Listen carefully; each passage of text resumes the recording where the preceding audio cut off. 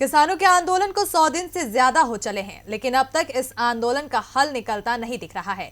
इस बीच किसानों की महापंचायतें भी कई राज्यों में चल रही हैं। इसके साथ ही विपक्षी दलों के नेताओं का साथ भी किसानों को मिल रहा है, लेकिन सरकार पर इसका कोई असर होता नहीं दिख रहा है। हालांकि सरकार पर दबाव बनाने के लिए किसान नेताओं ने बीजेपी को चुनाव में हराने का लक्ष्य तय कर लिया है, जिसे लेकर अब बीजेपी की परेशानी बढ़ने वाली है। तो क्या है पूरी खबर, देखते हैं इस रिपोर्ट में।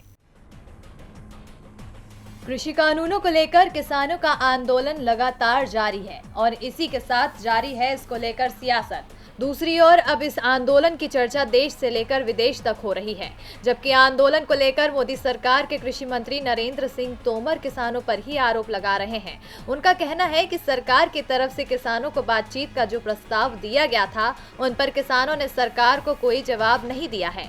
वहीं किसानों की एक ही मांग है, तीनों कृषि कानून रद्द करे सरकार, जिसे लेकर सरकार पर दबाव बनाने के लिए किसान लगातार अपनी रणनीति पर काम कर रहे हैं। देश के कई राज्यों में किसान महापंचायत हो रही है। इसी कड़ी में आज तेलंगाना में महापंचायत होगी, जिसमें संयुक्त किसान मोर्चा के कई नेता हिस्सा लेंगे। उधर किसान आंदोलन में हिस्सा लेने के लिए अमृतसर से हजारों किसानों का एक जत्था दिल्ली के लिए रवाना हो चुका है।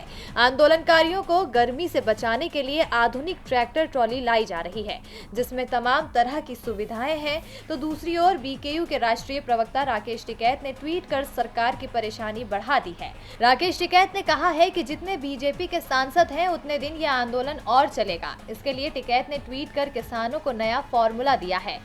लंबी लड़ाई के लिए एक गांव, एक ट्रैक्टर, 15 किसान और 10 दिन चाहिए, ये फॉर्मूला है। कारों से आंदोलन नहीं चला करते। राकेश टिकैत के एक और दावे ने बीजेपी के साथ साथ केंद्र सरकार की भी परेशानी बढ़ा दी है।